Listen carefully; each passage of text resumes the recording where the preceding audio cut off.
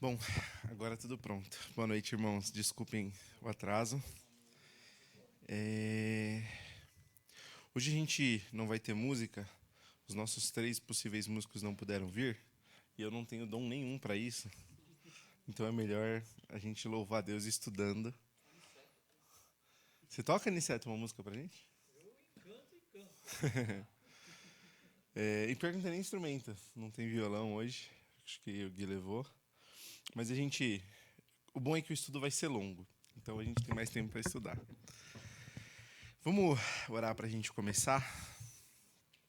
Ixi, peraí aqui. Ah, tá. Ô, Du, dá para ligar esse aqui? Deixa eu... O controle tá aí? Que aí eu vejo aqui também.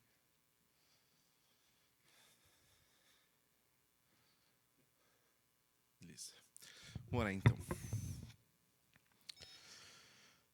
Senhor, nós te louvamos e te bendizemos porque o Senhor é bom, porque o Senhor é Deus sobre todas as coisas, porque o Senhor se revelou a nós na tua palavra, o Senhor nos tirou do império das trevas, da escravidão do pecado, e se revelou a nós por meio do teu evangelho, da tua palavra, Senhor. Somos gratos a ti por isso, Pai. Perdoa, Senhor, os nossos pecados. Perdoa, Senhor, porque constantemente quebramos a tua lei, Senhor, pelo pecado que habita em nós. Te louvamos porque o teu evangelho nos livra da escravidão desse pecado, Senhor, e queremos pedir ao Senhor que nessa noite o Senhor nos ajude a compreender um pouco mais sobre a tua palavra, sobre a tua teologia que o Senhor revelou a nós, sobre a tua criação, sobre a queda do homem, Senhor, para que a partir desses pontos nós possamos enxergar o mundo, Senhor, por meio da tua palavra, por meio de uma perspectiva da tua palavra, Senhor. Ajuda-nos, Senhor, a abrirmos as nossas mentes, os nossos corações, para que sejamos moldáveis, Senhor, em tuas mãos e saiamos daqui mais conformados à imagem do nosso Salvador Jesus Cristo. Pedimos essas coisas por meio do nome dele. Amém.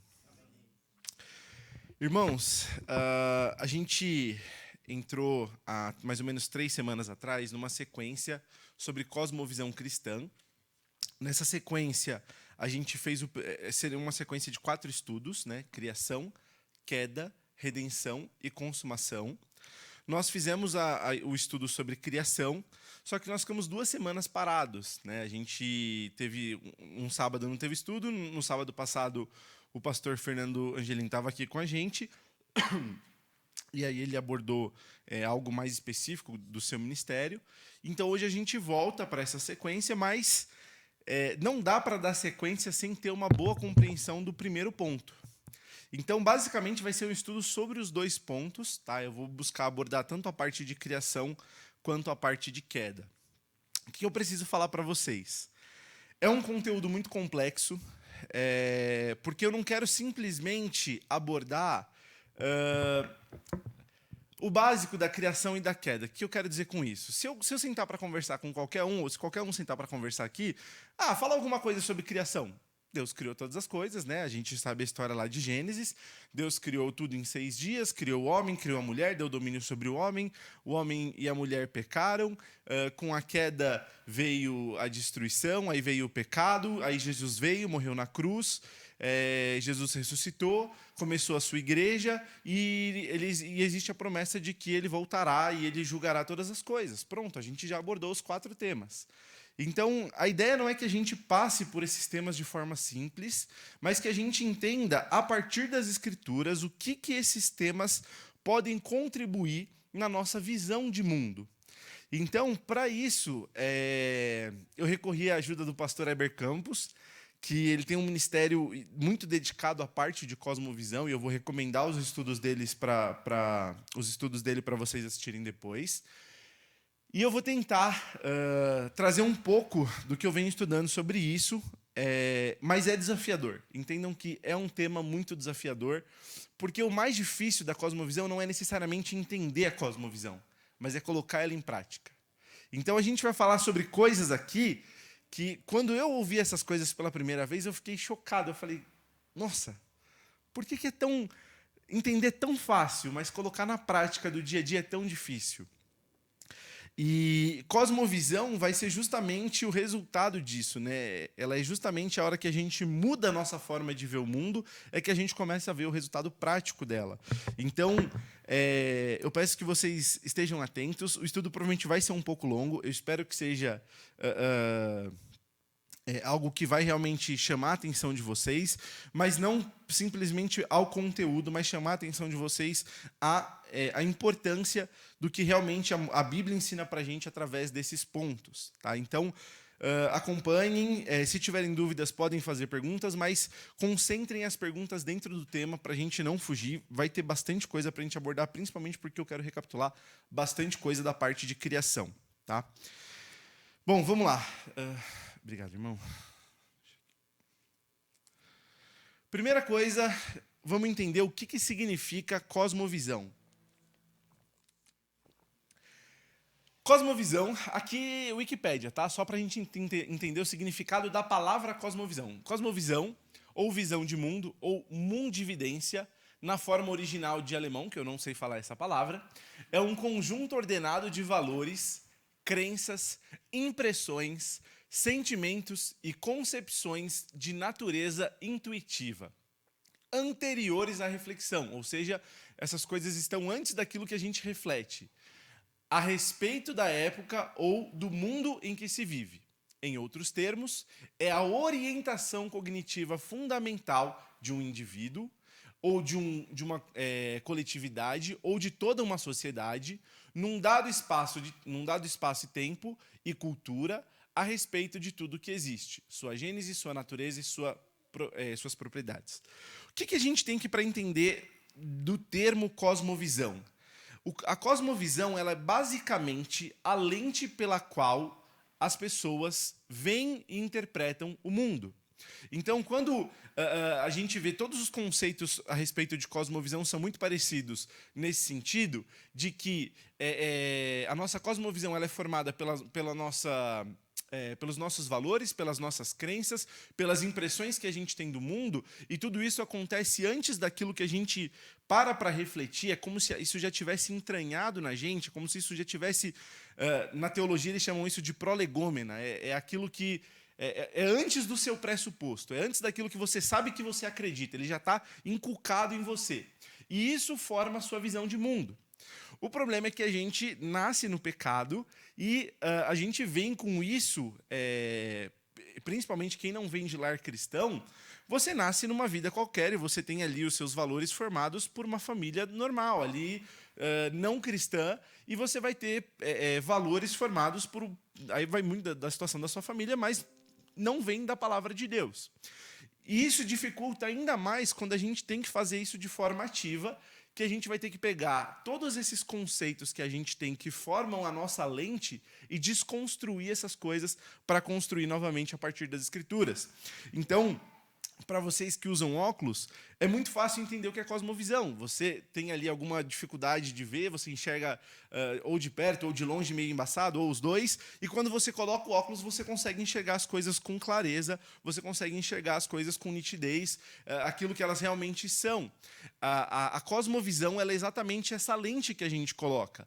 Só que se a gente não colocar a lente correta, a nossa visão de mundo vai continuar sendo algo deturpado. Então, se eu colocar uma lente verde, eu vou começar a ver tudo verde. Mas não significa que as coisas são verdes. Então, a lente que a gente coloca, ela tem que ser pautada nas Escrituras para que a gente tenha a visão correta de mundo, de vida, de criação e das expectativas que a gente tem em relação a essa vida. Então, tendo definido o conceito de cosmovisão, a gente pode entender agora o que é cosmovisão cristã, ou seja, a visão de mundo cristã. E para a gente entender o conceito de cosmovisão cristã, nós vamos usar esse texto do apóstolo Paulo, não escrito por ele, mas que ele vai falar, e a partir disso a gente vai tentar entender um pouco mais sobre cosmovisão e trazer já alguns conceitos para a gente aplicar nos pontos principais que a gente vai ver hoje de criação e queda. Atos 17, a gente vai ler do verso 22 ao verso 31. Para quem não lembra, Paulo ele acaba de chegar em Atena, fugindo de outro lugar por ser perseguido por anunciar o evangelho. E quando ele chega em Atenas, ele começa a pregar o evangelho nas praças. Inclusive, ele vê uma estátua ali escrito adoração a um Deus desconhecido. E ele começa ali a fazer algumas pregações. E aí as pessoas ouvem o discurso de Paulo e falam, caramba, o discurso dele é diferente do que a gente está acostumado a ouvir aqui em Atenas. Vamos levá-lo ao Areópago, que era um dos principais centros de retórica da Grécia, onde as pessoas subiam para fazer ali as suas palestras retóricas. Isso era muito comum na filosofia, a pessoa subir ali e falar sobre aquilo que ela acreditava, sobre a visão de mundo que ela tinha, enfim. E Paulo chega com um discurso diferente, aquilo é atraente ali, é curioso, pelo menos, para os atenienses, e eles convidam Paulo a pregar no Areópago, a falar no Areópago. E aí esse é o discurso de Paulo no Areópago. A gente vai ler, então, do verso 22 ao 31. Então Paulo, levantando-se no meio do Areópago, disse, senhores atenienses, em tudo vos vejo acentuadamente religiosos, porque passando e observando os objetos de vosso culto, encontrei também um altar no qual está escrito, ao Deus desconhecido. Pois esse que adorais sem conhecer é precisamente aquele que vos anuncio, o Deus que fez o mundo e tudo que nele existe, sendo ele Senhor do céu e da terra. Não habita em santuários feitos por mãos humanas, nem é servido por mãos humanas, como se de alguma coisa precisasse, pois ele mesmo é quem a todos dá vida, respiração e tudo mais. De um só, fez toda a raça humana para habitar sobre a face da terra, havendo fixado os tempos previamente estabelecidos e os limites da sua habitação, para buscarem a Deus, se porventura tateando o possam achar, bem que não está longe de cada um de nós, pois nele vivemos e nos movemos e existimos, como alguns dos vossos poetas têm dito, porque dele também somos geração.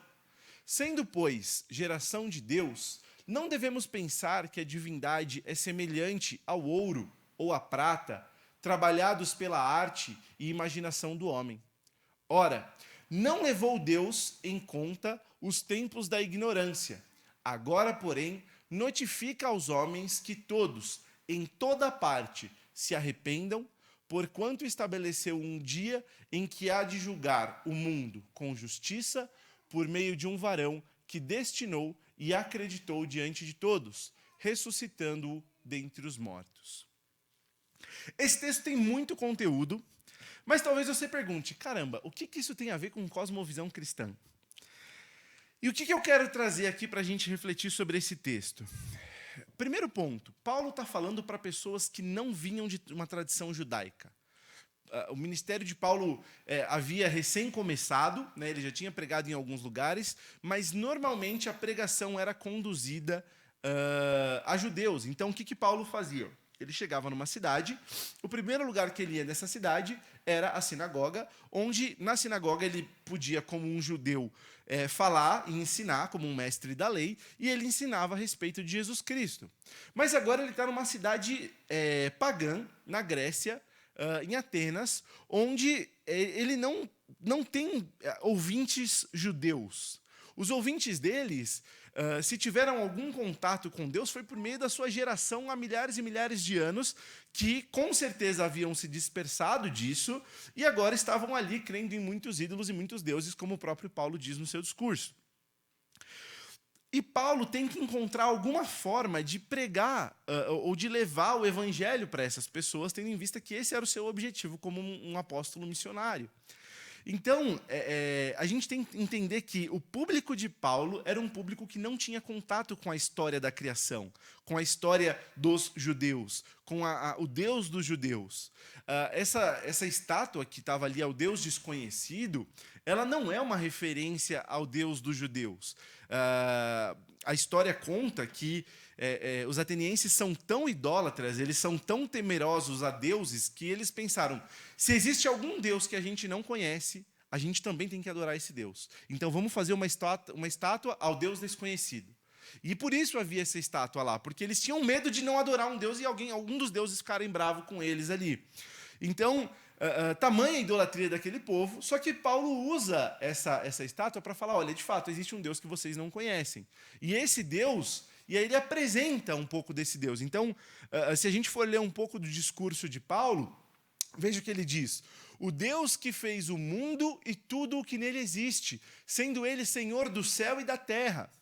Mais para frente no discurso, Paulo vai ofender ali os atenienses falando do pecado deles. Porque ele diz, aqui...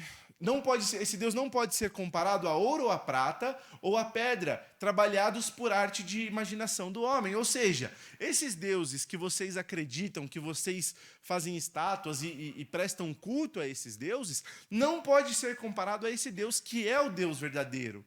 Paulo aqui está expondo o pecado dos atenienses. Na continuação do seu discurso, Paulo vai falar sobre a necessidade de arrependimento. Então ele fala, não levou Deus em conta os tempos da ignorância. Agora, porém, notifica aos homens que todos, em toda parte, se arrependam. Então Paulo aqui está convidando os homens ao arrependimento, mostrando a eles a necessidade de arrependimento. Porquanto estabeleceu... Por que eles precisam se arrepender? Porque estabeleceu ele um dia em que há de julgar o mundo com justiça, por meio de um varão, por meio de Jesus Cristo. Vocês percebem uma lógica no raciocínio de Paulo? Criação, queda, redenção e consumação. Paulo anuncia a eles que o Deus verdadeiro é o Deus que criou todas as coisas. Paulo anuncia que eles estão em rebelião contra Deus, adorando outros deuses. Paulo anuncia a eles a necessidade de arrependimento, porque existe redenção, e a necessidade de arrependimento vem porque haverá um julgamento, haverá a consumação de todas as coisas. Isso mostra para a gente, irmãos, que talvez uma das melhores formas da gente construir a nossa visão de resumo da Bíblia, da história da criação, da história do planeta Terra, da história que Deus tem para nós, seja por meio desses 4 grandes atos aí que a gente tem: a criação, a queda, a redenção e a consumação. E entender esses grandes 4 pontos, eles são importantes porque, embora eles sejam uma narrativa, eles vêm para a gente carregados de conteúdo, que é o que a gente vai buscar trabalhar para a formação da nossa cosmovisão cristã. E aí entra a pergunta, o que é cosmovisão cristã? Muitas vezes a gente vê a cosmovisão cristã como uma série de afirmativas. Deus criou todas as coisas, Deus é bom, Deus é justo, o homem pecou. Tudo isso é verdade e a gente tem todas essas afirmações na Bíblia. Mas também é verdade que talvez metade da Bíblia, ou mais, seja uma construção de narrativas, histórias contadas por Deus, por meio dos seus profetas, por meio dos apóstolos, onde ele conta uma série de histórias que são a história do seu povo, que servem para mostrar para a gente a forma como Deus conduziu todas as coisas. E esses 4 grandes atos dessa história, dessa narrativa, eles se fazem presentes de forma que eles não afetam só a história do mundo, mas eles afetam a nossa história. Então, na sua vida, você tem como ser criado alguém que vive num mundo que caiu e você faz parte desse mundo caído. Você é alguém que tem a necessidade de se arrepender e crer na mensagem do Evangelho, porque um dia você será julgado. Então, esses 4 grandes atos que resumem a história do mundo, quando esses 4 pontos são tão famosos na teologia bíblica, que é um pouco diferente da teologia sistemática, quando você vai analisar a Bíblia de capa a capa, a forma de se estudar a teologia bíblica é por meio desses 4 grandes atos. Porque a gente resume a história da Bíblia, a história da criação, a história do povo de Deus, nesses 4 pontos, e isso não é só uma história genérica, mas é uma história que deve ser pessoal. Então a gente precisa ter clareza e compreensão sobre esses 4 pontos e entender como a partir deles a gente tem muita coisa que vai mudar a nossa forma de ver o mundo e as expectativas que a gente tem em relação a ele. Então, Se eu posso trazer alguma coisa aqui para a gente entender o que é cosmovisão cristã, eu posso dizer que a compreensão bíblica desses 4 pontos serve para moldar a forma como o cristão vê e se relaciona com o mundo. Ela deve moldar as nossas expectativas em relação a ele, para que as nossas atitudes, as nossas reações diante de tudo que acontecer nas nossas vidas sejam pautadas por meio dessa teologia bíblica. Então, criação, queda, redenção e consumação não trata apenas da história do mundo, mas da minha e da sua história dentro da história do mundo. Pode falar.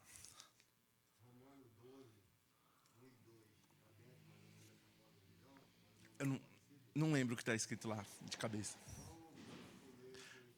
Sim. Exatamente. Romanos 12, Paulo, o que Paulo faz na carta de Romanos? Ele passa os primeiros capítulos explicando e expondo o Evangelho, para que aquilo moldasse a compreensão do Evangelho da igreja de Roma. E depois que ele expõe o Evangelho, ele diz: não se conformem com esse mundo, com esse presente século, mas transformem ele pela renovação da vossa mente. É exatamente isso. Cosmovisão é uma mente renovada que a gente recebe por meio de Cristo Jesus, e a partir dessa nova mente, dessa nova forma de ver o mundo, dessa nova vida que nós recebemos em Cristo Jesus, a gente age e reage em relação ao mundo. Isso é muito interessante porque às vezes a gente pensa que a renovação da nossa mente é muito assim: hoje eu vivo o Evangelho, então eu vivo uma nova vida. Mas talvez essa não seja a melhor forma de entender. A gente não vive o Evangelho, a gente vive à luz do Evangelho. O Evangelho é uma notícia. E é a partir dessa notícia de que nós recebemos vida nova em Cristo Jesus, nós vivemos de forma diferente da forma que nós vivíamos anteriormente. Então, aqui a gente, acho que foi muito bem colocado, a gente recebe uma nova visão de mundo a partir da nossa conversão, só que a gente não pode cair no erro de achar que essa nova concepção de mente é algo que nos é dada automaticamente. Então, eu criei em Jesus e eu recebi uma nova mente. Não. A Bíblia fala sobre até os alimentos que a gente recebe e a gente progride nesse alimento por causa daquilo que a gente consegue digerir de informação. Então, a gente tem que buscar o conhecimento, buscar estudar a palavra de Deus justamente para que a gente molde cada vez mais a nossa visão de mundo. Bom, então, resumindo, nós precisamos nos conhecer enquanto seres criados, nos entender quem nós somos dentro dessa criação de Deus, que está numa situação de queda, de um mundo quebrado, como cristãos, como aqueles que fazem parte da família da fé, e aguardamos a consumação de todas as coisas. Tendo isso muito claro, a gente pode entrar agora... Eu desliguei. A gente pode entrar agora na criação, que é a base da cosmovisão cristã. Bom, vamos lá. A criação, ela se resume em 3 principais pontos que a gente precisa entender. Então, algumas afirmações bem básicas da criação eu vou fazer aqui. Se você tiver problema com alguma delas, isso vai ser problemático para a sua fé, porque são pontos bem básicos. Então, esses pontos você não pode discordar. Primeiro ponto é que Deus criou todas as coisas. Então, aqui, acho que todo mundo concorda com isso, com simplicidade. O segundo ponto, Deus não está distante do mundo. Ou seja, Deus é um Deus pessoal. Ele não criou o mundo e o abandonou à mercê, à deriva, mas Deus continua a governar o rumo do mundo de forma ativa. E a terceira afirmação é que o homem foi criado à imagem de Deus. Até aqui a gente tem isso muito claro ali em Gênesis 1, 2 e 3, principalmente Gênesis 1 e 2. E aqui acho que não é um ponto de dificuldade quando a gente fala essas afirmações a respeito da criação. Mas, dentro da doutrina da criação, a gente não pode olhar para ela com desprezo. Por quê? Quando a gente fala de criação, qual que é a primeira coisa que vem na cabeça? Vamos combater os evolucionistas, né? Vamos combater os darwinistas. Só que criação vai muito além disso. Na verdade, eu não vou passar absolutamente nada sobre evolucionismo aqui. embora esse seja um tema muito recorrente dentro da própria teologia, hoje existe uma ala de cristãos que acreditam no evoteísmo, né, uma mistura de evolucionismo com criacionismo. Mas o ponto é que a gente tem coisas que a gente precisa entender e acreditar a respeito da criação para que a queda, a redenção e a consumação façam sentido. Se a gente não crê corretamente na criação, os outros também não vão estar certo. E aí entra o ponto, a gente não pode desprezar a criação, achar que é só a historinha que a gente vai contar para os nossos filhos. Por quê? Na obra de Jesus, quando ele vem, morre e ressuscita, e ele faz a sua obra de redenção, a Bíblia nos diz que Jesus veio para reconciliar com a criação com Deus, reconciliar consigo todas as coisas. E se há uma reconciliação, há um retorno àquilo que já era. Então, Deus criou todas as coisas boas e perfeitas, veio a queda e a reconciliação na obra da redenção, Jesus vai reconciliar com o Pai a obra que ele criou. E se a gente não entender como ele criou todas as coisas, a gente não vai entender o que é essa obra de reconciliação. A gente vai ter defasagem na hora de entender a própria queda. Então, entender a criação ela é muito importante. E eu, quando comecei a estudar um pouco sobre a criação, eu me surpreendi sobre como criação muda a nossa visão de mundo e a nossa visão do Evangelho. Pode falar.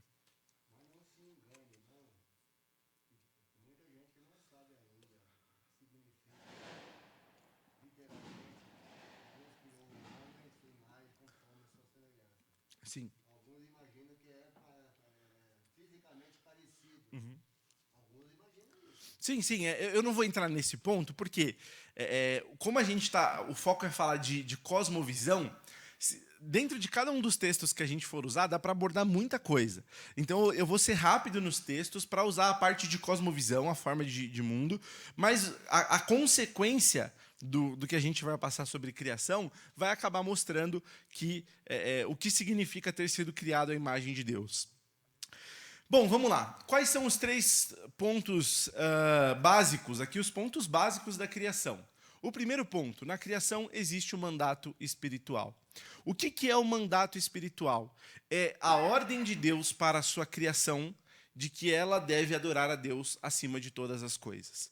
Deus vai revelar isso na história depois, por meio de um mandamento, mas a gente vê ao longo de toda a Escritura que quando Deus criou o homem, Deus já criou no coração do homem a sua lei impressa. Então, os mandamentos de Deus, que são resumidos em 2, já estavam imprimidos no coração do homem. E o primeiro e mais importante de todos eles: ame a Deus acima de todas as coisas. Quando Deus cria Adão e cria Eva, isso já está impresso no coração de Adão e Eva. E isso é um mandato, isso é uma ordem que o homem tem para com o seu Criador, e isso acaba se aplicando a toda a criação de Deus. O segundo ponto é o mandato social. Então, se a primeira parte da lei resume e aponta para que o homem deve amar a Deus acima de todas as coisas, a segunda parte aponta para o relacionamento do homem para com o seu próximo. Ame o teu próximo como a ti mesmo.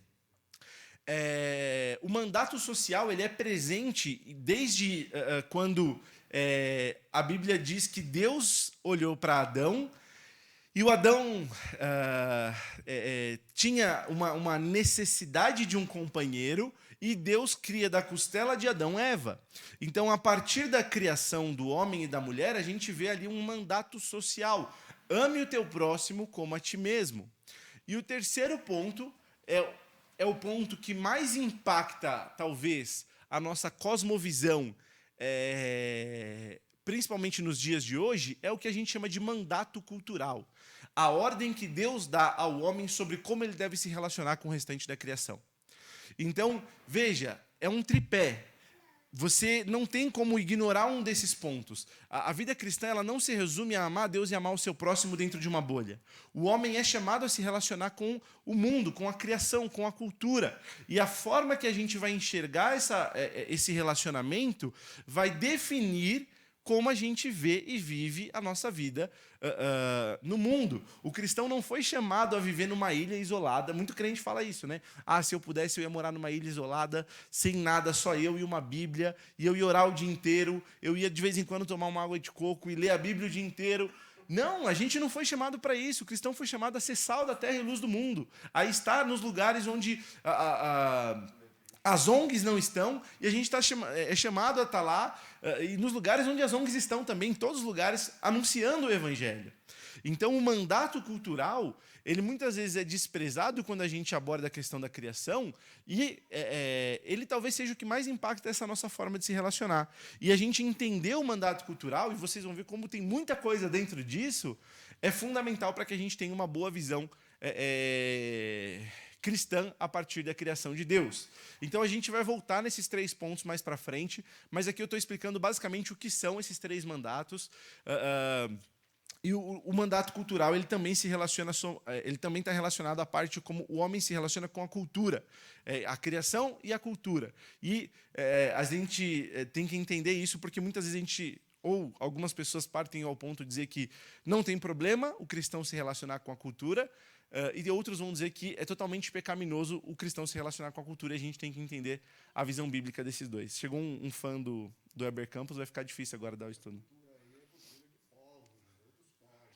Não, é cultura mesmo, cultura secular, cultura de países, cultura de cidades, cultura que a gente tem aqui em São Paulo, cultura que tem, sei lá, no Rio de Janeiro. É cultura mesmo, como o cristão se relaciona com a cultura.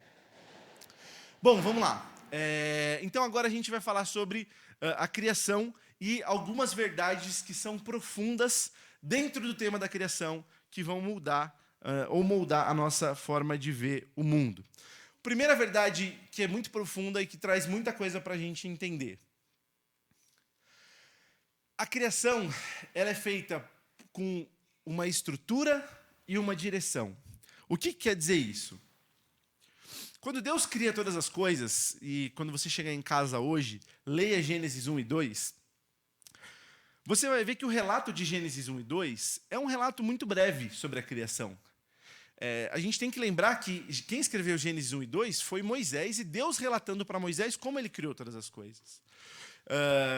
Moisés está recebendo a Gênese, né, ali na verdade o Pentateuco, para levar aquilo para o povo hebreu, que havia passado 400 anos escravo no Egito, com uma série de influências dos deuses e da religião e da cultura do Egito, e eles precisavam agora entender qual era a história de fato de Deus que talvez tinha se perdido na história dos pais para os filhos.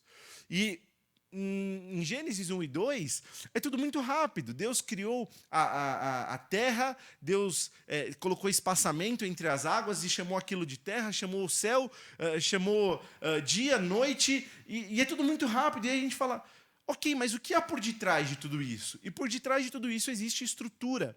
O que a gente quer dizer com estrutura? Existem as leis da física, existem as leis da agricultura, de que uma semente ela é plantada e aquela semente ela cresce, ela dá o seu fruto cai, produz outras sementes e novas árvores crescem.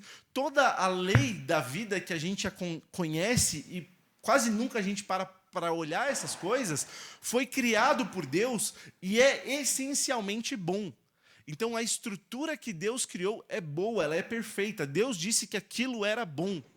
Então, quando a gente olha para a estrutura da criação, a gente está olhando para como Deus criou todas as coisas. E aí a gente olha para essa outra palavra, que é a questão da direção, que é aquilo que o homem vai fazer, ou como o homem vai manusear, direcionar essa estrutura que ele recebeu de Deus. Veja, a ciência, o conhecimento foi dado por Deus ao homem, e isso é bom. Adão recebe a ordem do mandato cultural de cuidar, lá em Gênesis, quando Deus dá a ordem a Adão, ele tem que guardar, proteger e usufruir da criação que Deus dá para ele. Ele tem que colher os frutos, ele tem que saber qual fruto ele vai comer, ele tem que lavrar e cuidar, ele vai ter que cultivar aquilo.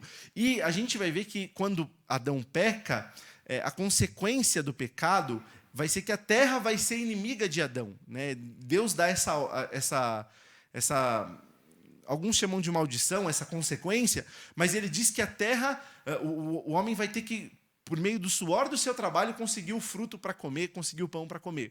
Então, antes, o homem não, ele tinha que trabalhar, mas o trabalho não tinha as consequências da queda. Então, antes da gente chegar na queda, a gente precisa entender que o homem ele já tinha uma missão de aprender a desenvolver aquilo que o homem deu para ele. Então, quando a gente entende isso, a gente entende que o conhecimento sobre as coisas que Deus deu para o homem, sobre a criação de Deus, é algo bom.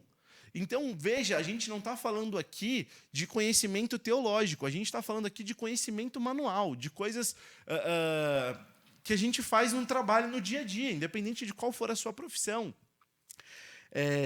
Se a gente for ver, na Bíblia, quando Deus manda ali e conduz a construção do seu templo, os homens que são chamados a construir e fazer a parte de estética do templo os artesãos, a Bíblia diz que aqueles homens estão cheios do Espírito Santo de Deus e eles são chamados ali a esculpir. Eles não são chamados cheios do Espírito Santo a pregar. Eles são chamados cheios do Espírito Santo a fazer um trabalho manual. O que eu quero dizer com isso? O nosso trabalho, a forma como a gente se relaciona no dia a dia, ela é moldada e o nosso propósito nela é formado por aquilo que Deus criou e que está relatado no livro de Gênesis. Então, quando a gente entende que Deus ele criou todas as coisas e ele revela ao homem o conhecimento de como usufruir dessas coisas, a gente entende que o nosso trabalho ele não é secular e a nossa vida na igreja é espiritual. A gente não pode separar essas coisas. A vida do cristão ela deve ser espiritual na igreja e no trabalho. E o trabalho não é assim, eu trabalho no mercado financeiro, eu fico vendo, analisando número o dia inteiro, falando de dinheiro com as pessoas o dia inteiro, mas isso não significa que não é um trabalho espiritual. Às vezes a gente olha, a pessoa que trabalha, um jogador de futebol, ele não glorifica a Deus como uma enfermeira, como um médico. A gente tem esse dualismo dentro da gente, essa forma de separar as duas coisas como se uma fosse mais santa que a outra.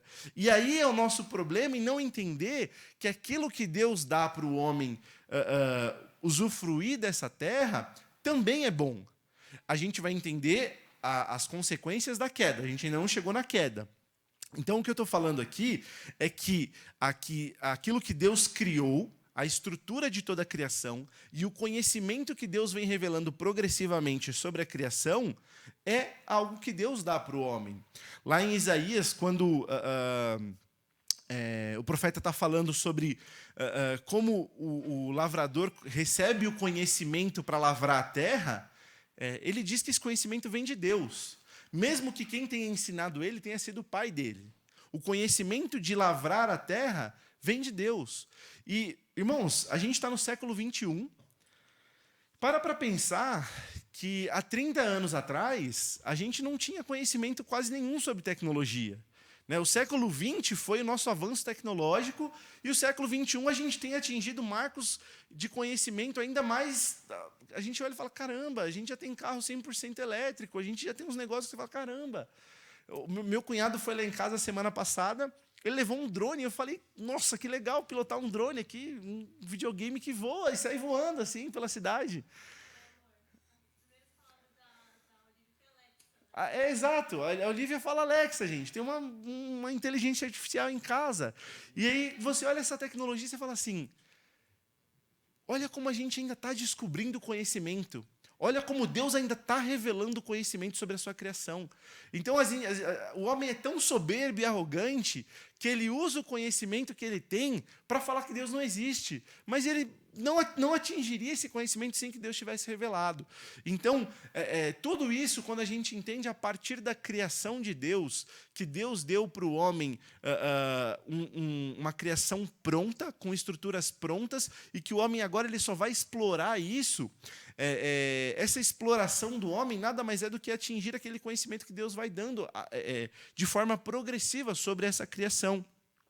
E aí, quando a gente entende isso, a gente tem que entender, mas para que Deus deu a criação de forma tão exploratória? Irmãos, quando você está chegando em determinada cidade, você vai olhar e vai ter uma placa dizendo, sei lá, daqui para São José dos Campos, você vai ter lá uma placa dizendo Jacareí a tantos metros, São José dos Campos a tantos metros. Quilômetros, perdão. Verdade. Aí você vai olhar a placa e vai falar assim, nossa, que placa linda. Olha os traços vermelhos e reluzentes que refletem a luz do farol. Não, a placa ela não tem valor nenhum se não for apontar para um destino. Então, a criação, ela é como se fosse uma placa apontando para o seu Criador. A criação em si mesma, ela não tem valor. A beleza dela é irrelevante se ela não aponta para o Criador.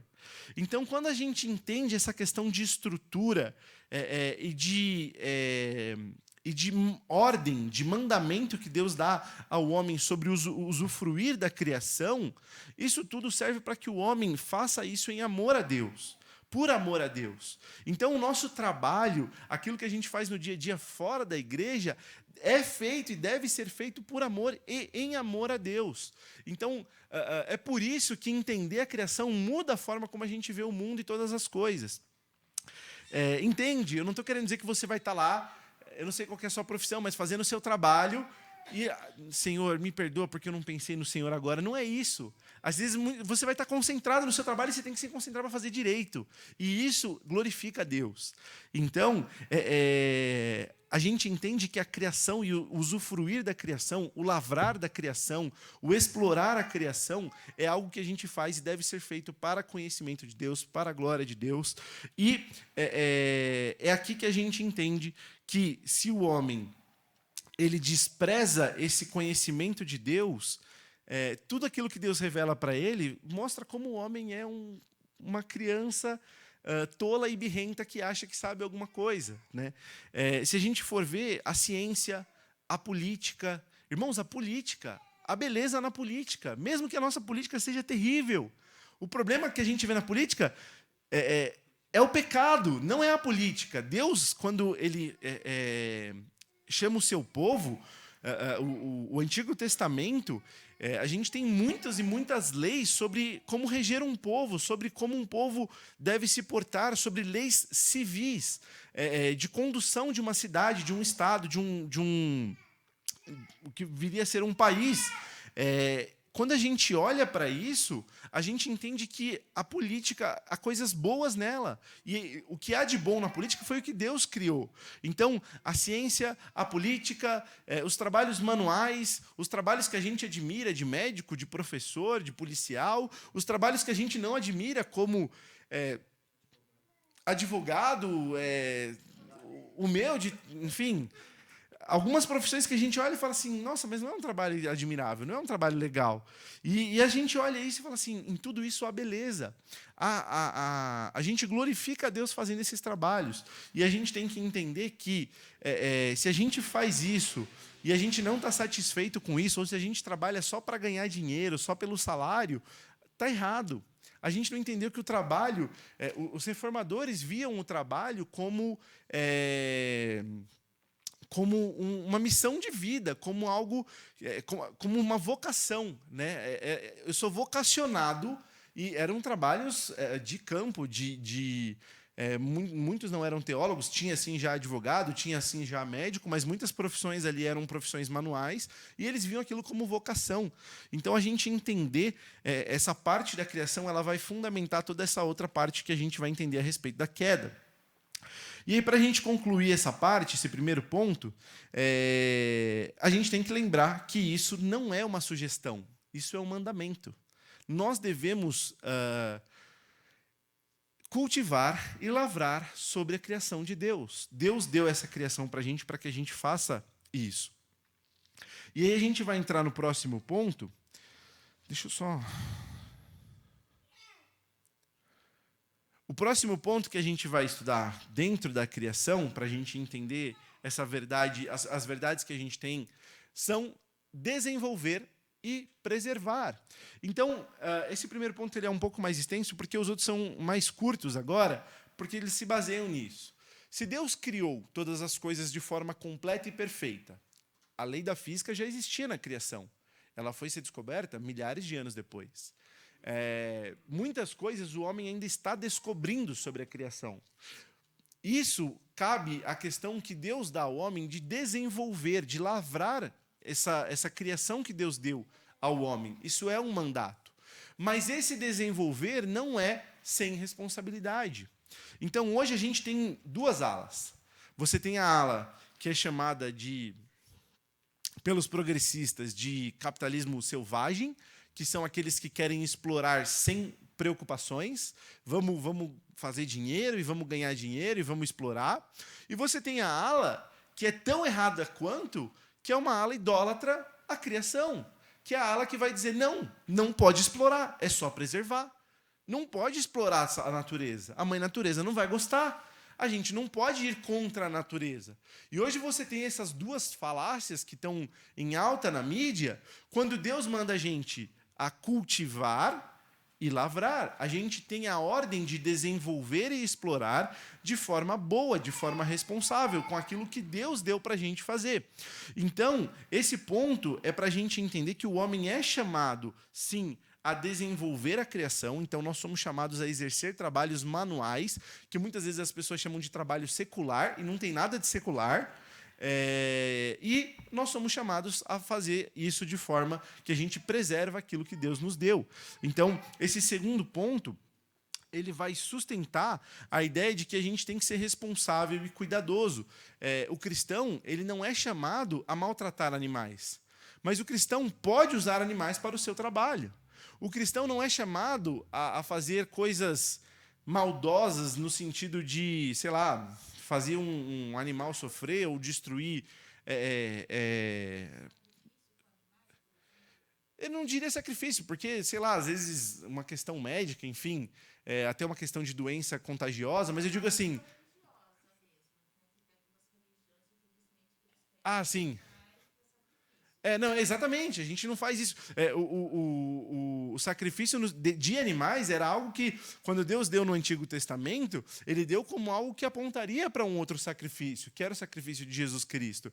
Então, quando a gente olha hoje para a forma como o homem deve se relacionar com a criação, ela tem que ser realmente baseada nesse sentimento do homem de eu tenho uma ordem de amar a Deus acima de todas as coisas, eu tenho uma ordem de amar o meu próximo como a mim mesmo, e eu tenho uma ordem de cuidar da criação de Deus. Isso é responsabilidade ainda do homem.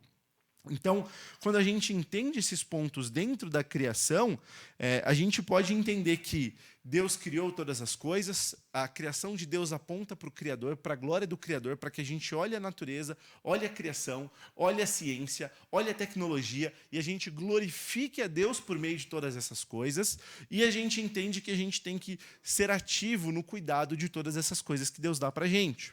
E aí a gente entra no terceiro ponto, sobre algumas verdades que a gente está explorando aqui dentro da criação, que são a independência das esferas.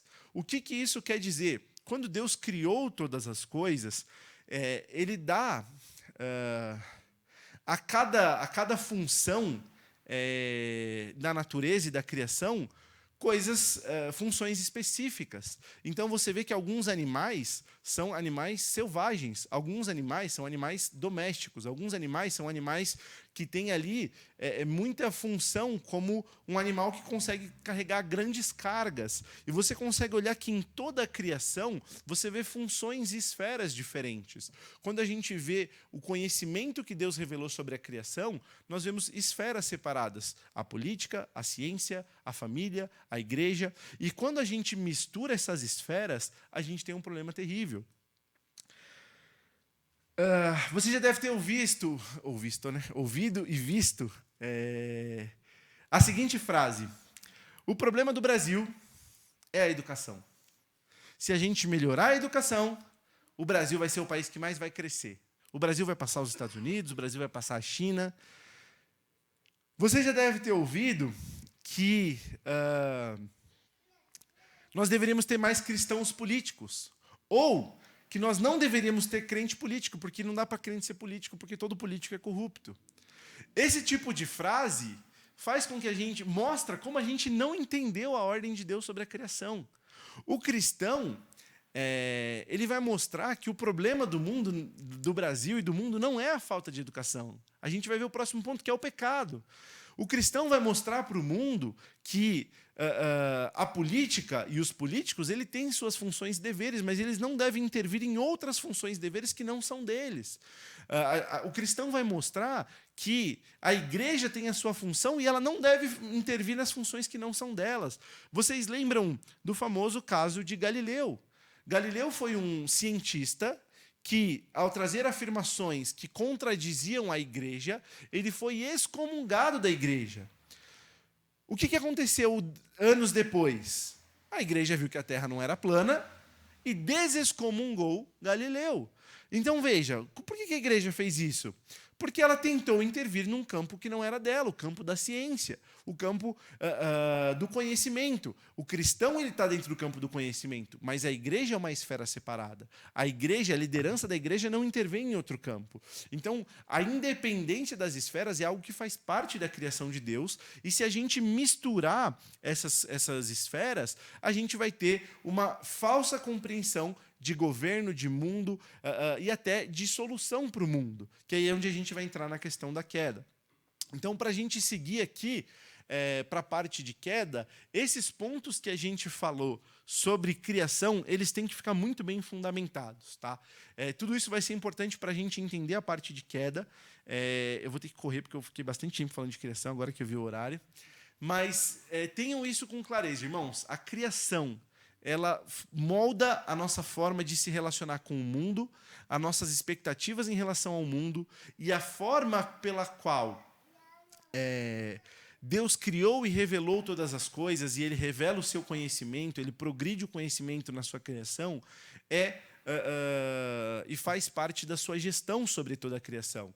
E a gente vai entender agora como a gente vai lidar com tudo isso na situação em que a gente se encontra, que é a situação de queda. Deus criou tudo muito bom. Deus criou o seu mandato espiritual, o seu mandato social e o seu mandato cultural. E o que é a queda e quais são os seus impactos? E a gente vai entender esses pontos. Vamos lá, esse aqui é o relato da queda, Gênesis 3, de 1 a 7. Vou ler bem rápido, a gente não vai mergulhar no texto, a gente não vai fazer uma análise expositiva, é só para a gente realmente ler o relato da queda. Mas a serpente, mais sagaz que todos os animais selváticos, que o Senhor Deus tinha feito, disse à mulher: é assim que Deus disse, não comereis de toda árvore do jardim? Respondeu-lhe a mulher: do fruto das árvores do jardim podemos comer, mas do fruto da árvore que está no meio do jardim, disse Deus, dele não comereis, nem tocareis nele, para que não morrais. Então a serpente disse à mulher: é certo que não morrereis, porque Deus sabe que no dia em que dele comerdes, se vos abrirão os olhos, e como Deus, sereis conhecedores do bem e do mal. Vendo a mulher que a árvore era boa para se comer, agradável aos olhos, e a árvore era desejável para dar entendimento, tomou-lhe do fruto e comeu, e deu também a seu marido, e ele comeu. Abriram-se então os olhos de ambos, e percebendo que estavam nus, coseram folhas de figueiras e fizeram cintas para si. Aqui a gente tem o relato do acontecimento que mudou a história do mundo. A gente tinha um status antes desse momento, que era o estado onde tudo que havia sido criado era bom, era perfeito, era agradável. E isso não está fora do controle ou dos planos de Deus. A gente entende que tudo o que acontece, inclusive a queda, faz parte do controle de Deus. O ponto é que quando a gente olha para esse texto, algo muda na estrutura da criação. E é isso que a gente vai precisar olhar com muita cautela para que a gente não erre ao analisar quando a gente fala de queda e de pecado. E agora a gente vai olhar para um outro texto que mostra o que a queda faz. Se ali a gente lê o relato da queda, a gente vai ler o que a queda faz. Ezequiel 16 é um texto que Deus está falando a respeito do seu povo. Ele vai falar a respeito do povo que ele chamou para si e acaba sendo bem abrangente ao seu povo. A gente não vai ler todo Ezequiel 16, é um texto bem comprido. Então, só para vocês entenderem, Ezequiel 16 conta a história de uma criança que, após o parto, foi abandonada ali no seu sangue e brevemente essa criança morreria. Então, um homem que estava passando, que representa Deus, ele encontra aquela criança e ele a toma para si. E ele cuida dela, ele alimenta ela, ele veste ela e ele cria ela até que ela cresça e se torne uma moça. E aí o texto vai dizer que quando os seus seios começam a nascer, quando ela começa a virar uma mulher, ele a prepara até que no tempo oportuno, no tempo propício, ele se case com ela. E isso é o relato até Ezequiel 16:14, mostrando o relacionamento de Deus com o seu povo, um povo que ele pegou do nada, santificou, escolheu para si, e um povo que ele chamaria e se encontraria com ele. E aí vem o versículo 15, que é um versículo do mas, né? Mas confiaste na tua formosura e te entregaste à lascívia. Graças à tua fama, entregaste a lascívia graças à tua fama, e te ofereceste a todo o que passava para seres dele. Tomaste dos teus vestidos e fizeste lugares altos adornados de diversas cores, nos quais te prostituíste. Tais coisas nunca se deram e jamais se darão. Tomaste as tuas joias de enfeite, que eu te dei, do meu ouro e da minha prata, fizeste estátuas de homens e te prostituíste com elas. Tomaste os teus vestidos bordados e as cobristes, e o meu óleo e o meu perfume puseste diante delas. O meu pão que te dei, a flor da farinha, o óleo e o mel, com o que eu te sustentava, também puseste diante delas em aroma suave. E assim se fez, diz o Senhor Deus. Demais tomaste os teus filhos e as tuas filhas que me geraste, os sacrificaste a eles para serem consumidos. Acaso é pequena a tua prostituição? Mataste aos meus filhos e os entregaste a eles como oferta pelo fogo. Em todas as tuas abominações e nas tuas prostituições não te lembraste dos dias da tua mocidade, quando estavas nua e descoberta, e a revolver-te no teu sangue. O texto continua de forma terrível, falando que essa moça ela é pior que uma prostituta, porque a prostituta ela ainda se vende por dinheiro, mas ela se vende pela lasciva dos homens. E Deus está claramente fazendo uma analogia com o seu povo, o povo de Deus que o traiu tantas e tantas vezes. E quando a gente olha para esse texto, você vê que aquele homem que pegou aquela criança e criou ela de forma boa, deu tudo a ela, deu instrução, deu alimento, deu tudo, o amor, o afeto, o cuidado, tudo que aquela criança precisava para crescer bem. E ela pega tudo aquilo que ela recebeu, que era bom, e transforma em algo ruim. Isso é o que a queda fez com a criação. Deus criou todas as coisas boas. A queda e o pecado usaram tudo isso contra Deus de forma má. A gente entender que esse é o efeito e o poder da queda mostra como toda a criação foi impactada e destruída pelo pecado. Então, quando a gente vai definir o conceito de queda nesses atos históricos que a gente está vendo, queda é aquilo que Deus fez, que é bom, ela pega aquilo que é bom, transforma em algo ruim, usa contra Deus, ela se infiltra na estrutura do que é bom e transforma aquilo em algo ruim. Irmãos, a gente vai usar isso para entender o conceito de queda e aplicar o conceito de queda na forma como a gente vê e se relaciona com o mundo. Para a gente entender, então, um pouco mais sobre isso, a gente precisa entender o conceito de pecado. Veja, isso aqui é uma citação do pastor Heber Campos. Pecado, na Bíblia, não se refere apenas a atos, sentimentos e pensamentos. Pecado é o que está dentro de nós e nos leva a fazer o que fazemos. Não somos pecadores porque pecamos. Pecamos porque somos pecadores.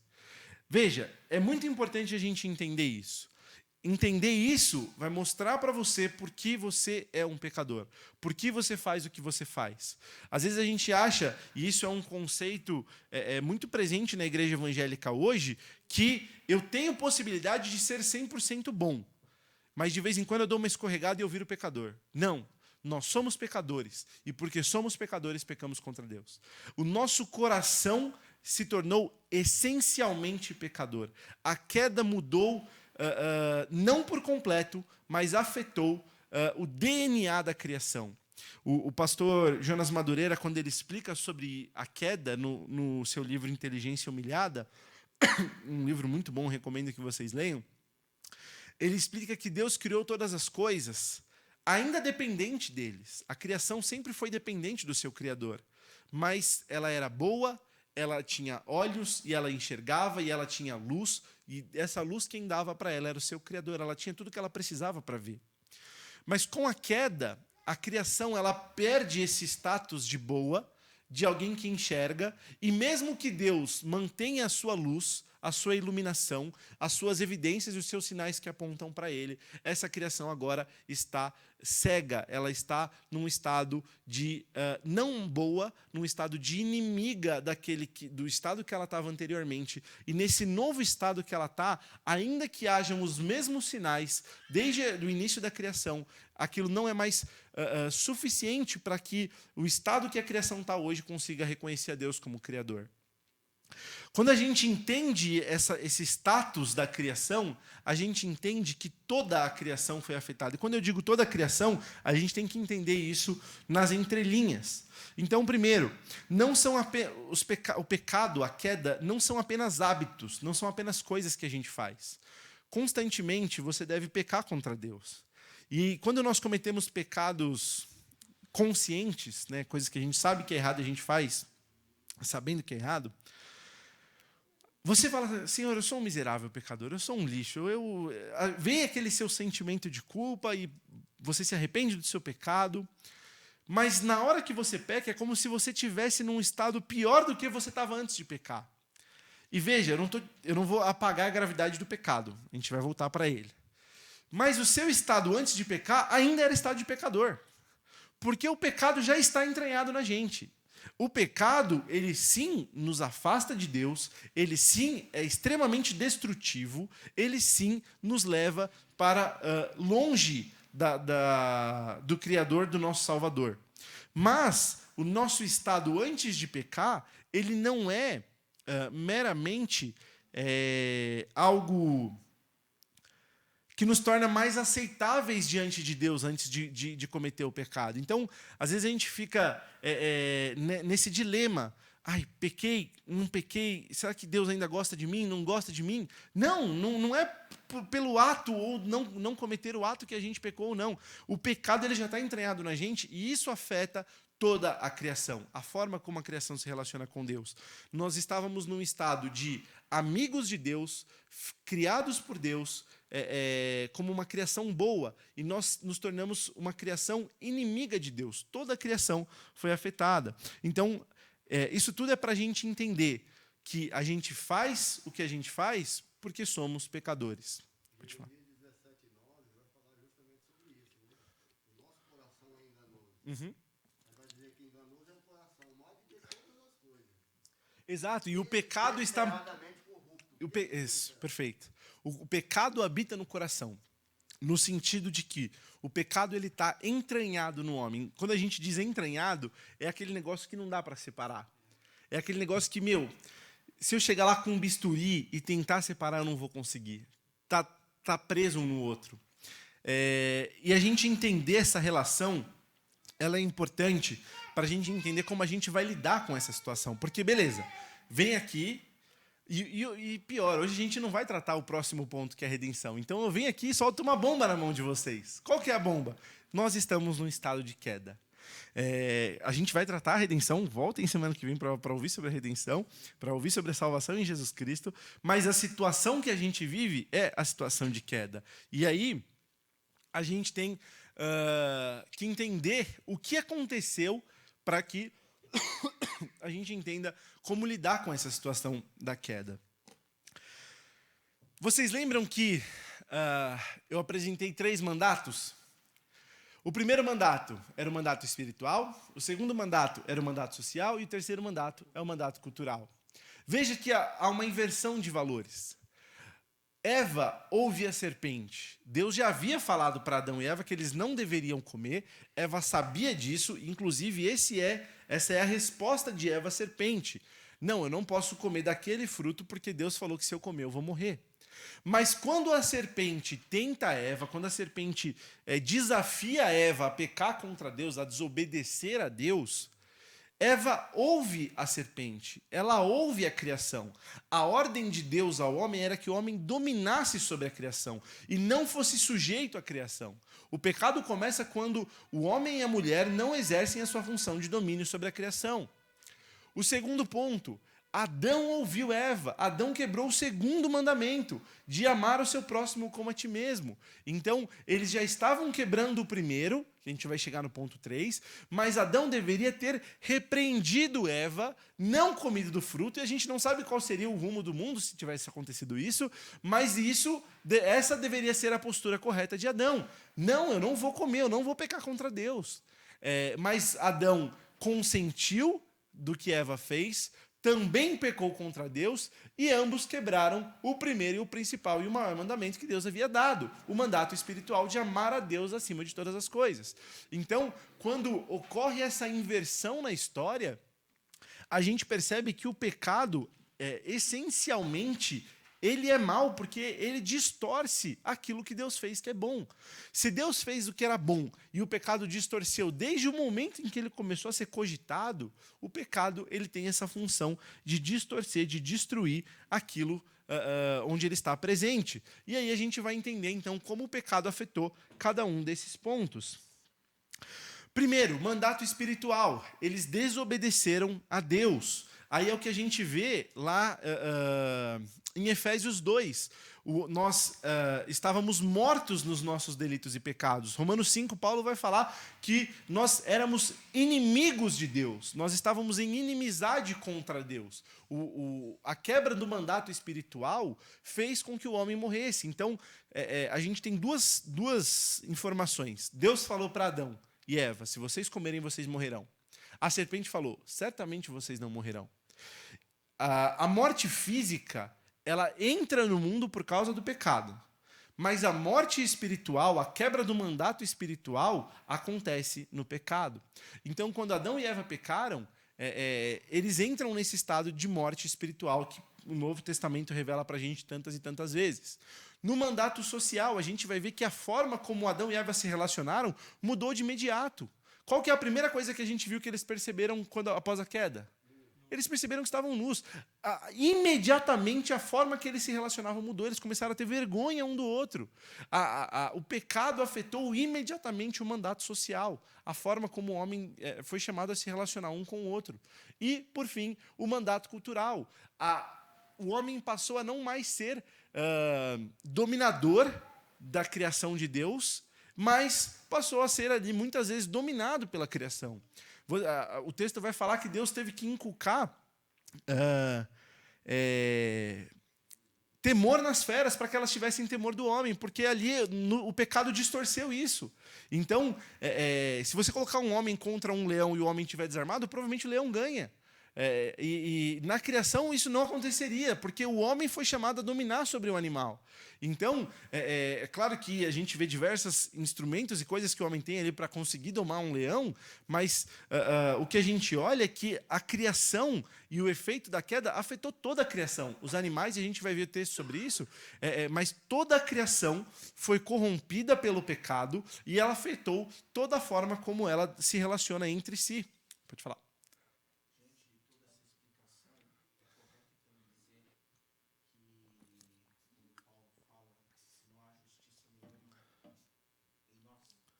Sim, sim.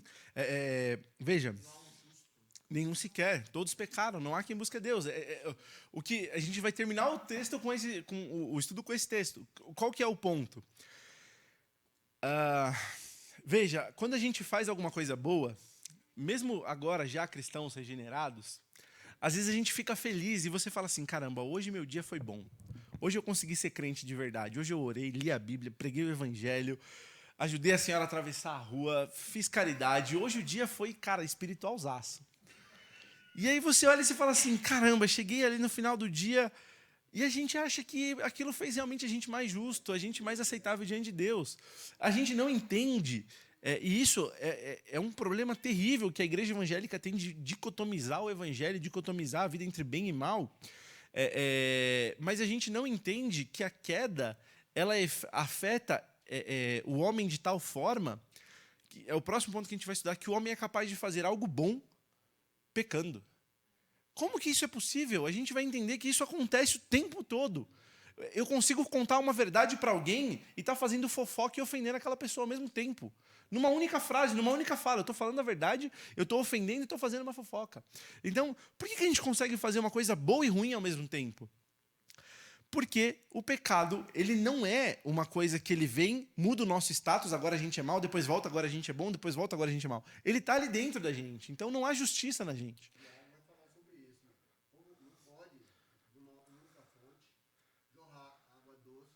Sim, quando a gente olha para as obras que Tiago traz, por que as nossas obras são boas diante de Deus?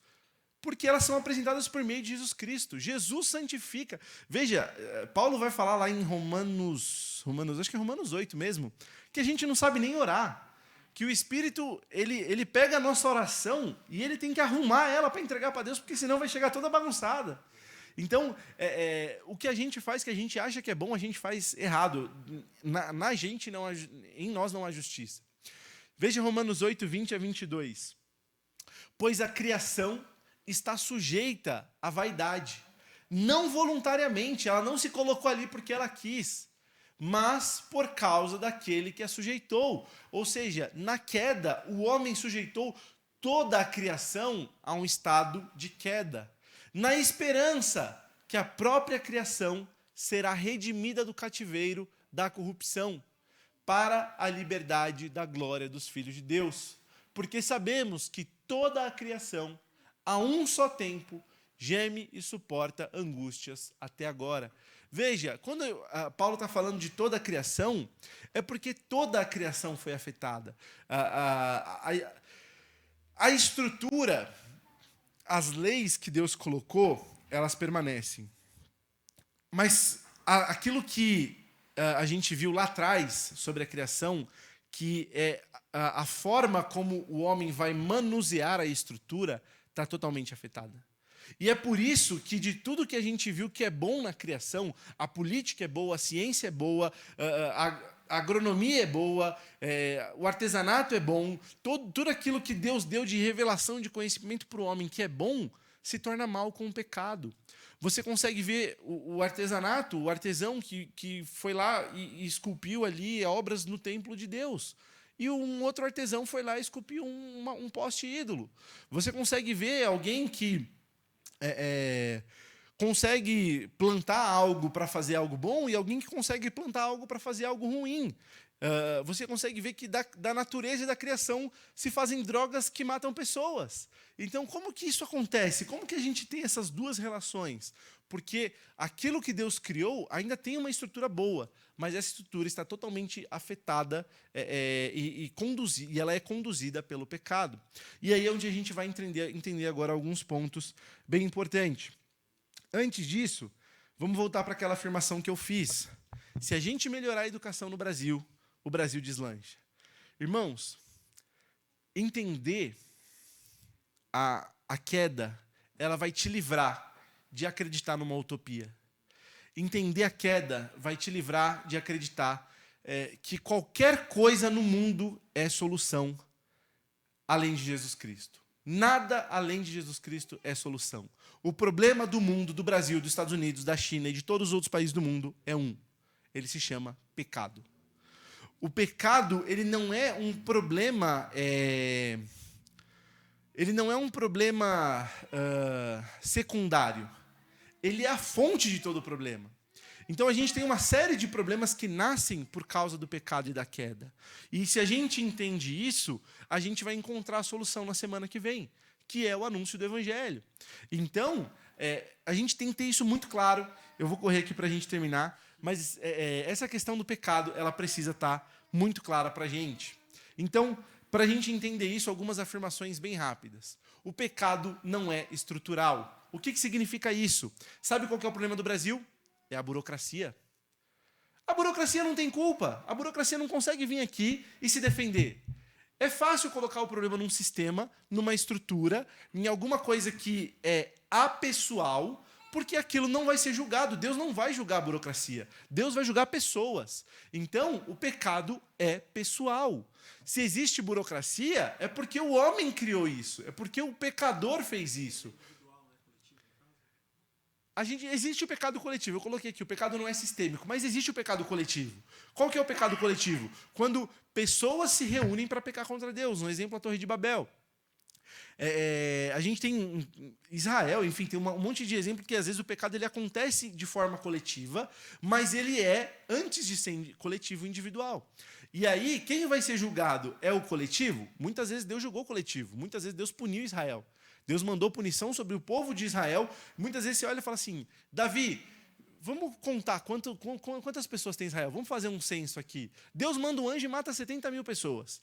Nossa, mas espera aí, Deus puniu o coletivo. O coletivo também pecou contra Deus.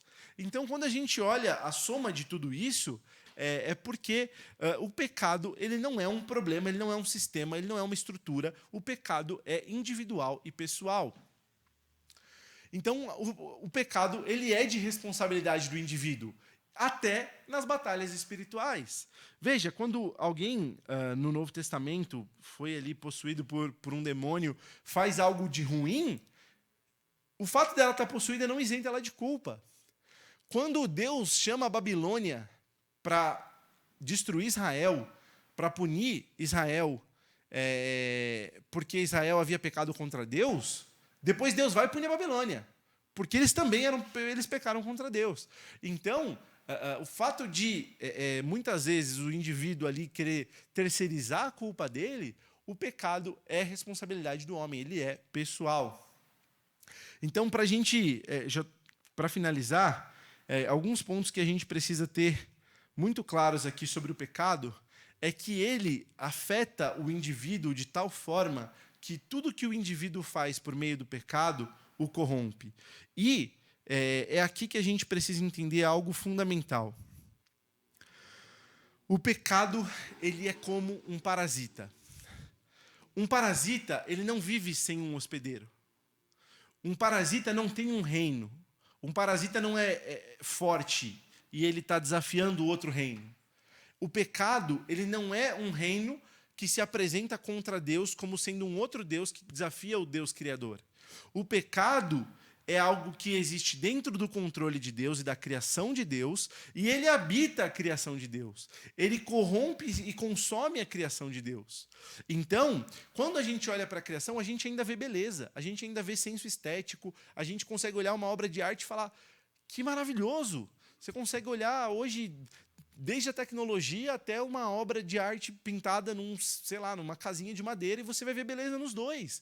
E por que a gente consegue ver beleza na criação? Por que a gente consegue ver pessoas más fazendo coisas que são aparentemente justas?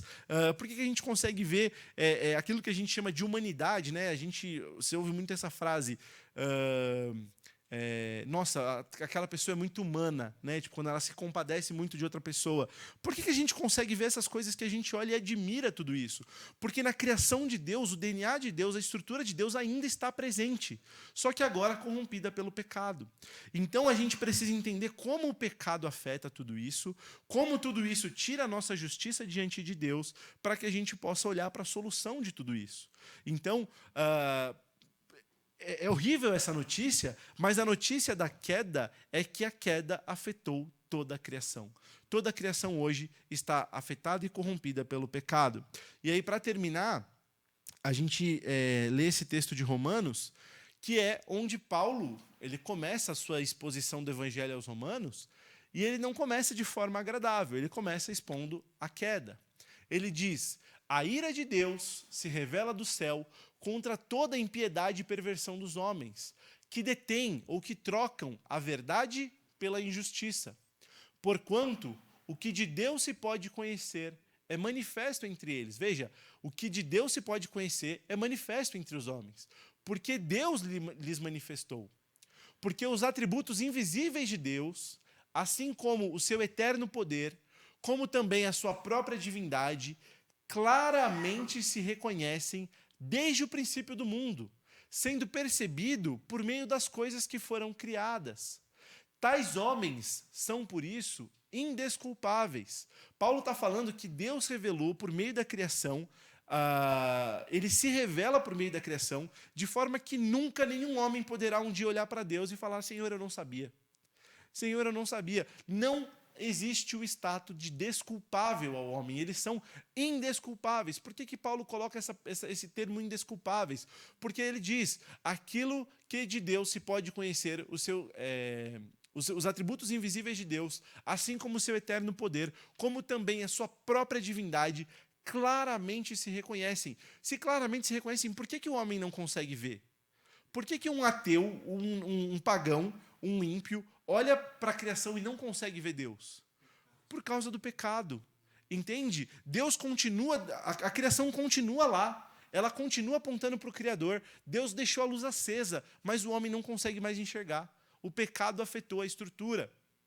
E aí ele diz, tais homens são por isso indesculpáveis. Portanto, eles, tendo conhecimento de Deus, não o glorificaram como Deus. Então o homem tinha revelação, mas não glorificou a Deus como Deus, nem lhe deram graças.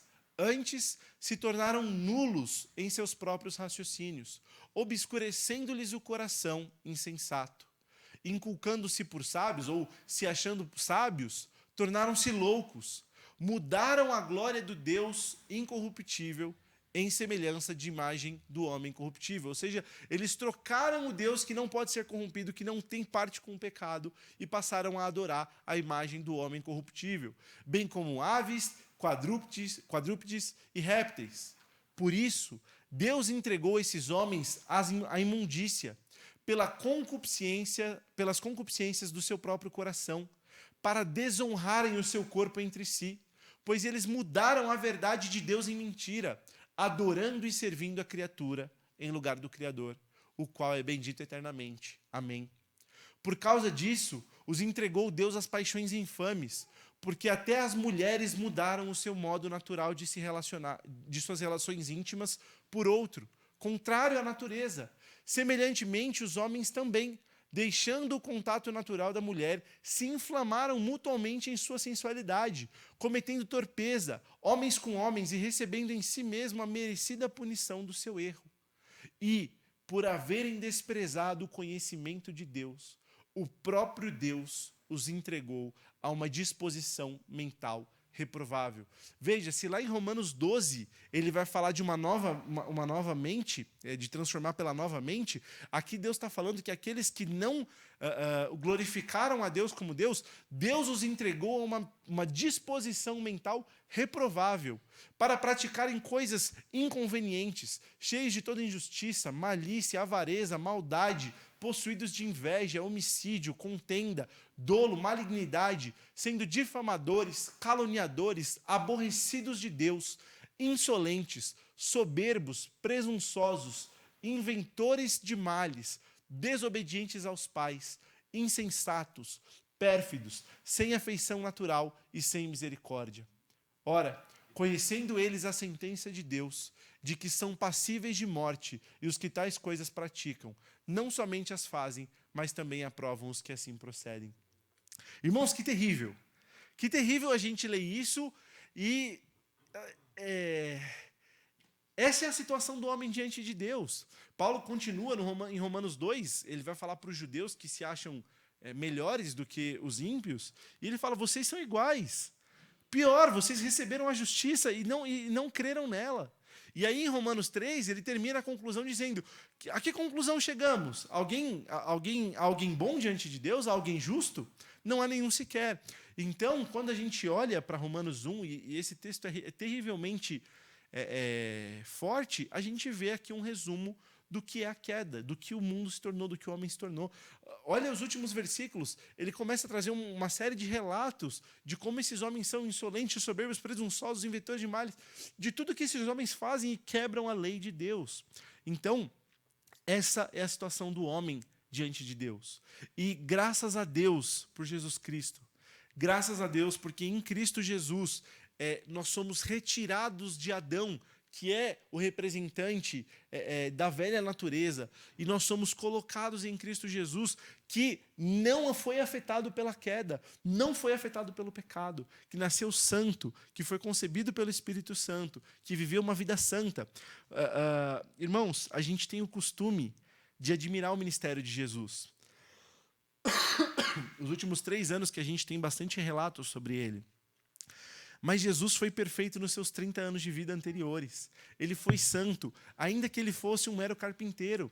Ele glorificava a Deus como carpinteiro. E ele é o nosso representante. É nele que a gente vai encontrar salvação. Eu não quero falar muito do evangelho para não entrar no tema de semana que vem, mas essa é a boa notícia, né? Não acaba aqui. Essa é a má notícia, essa é a situação que o mundo se encontra.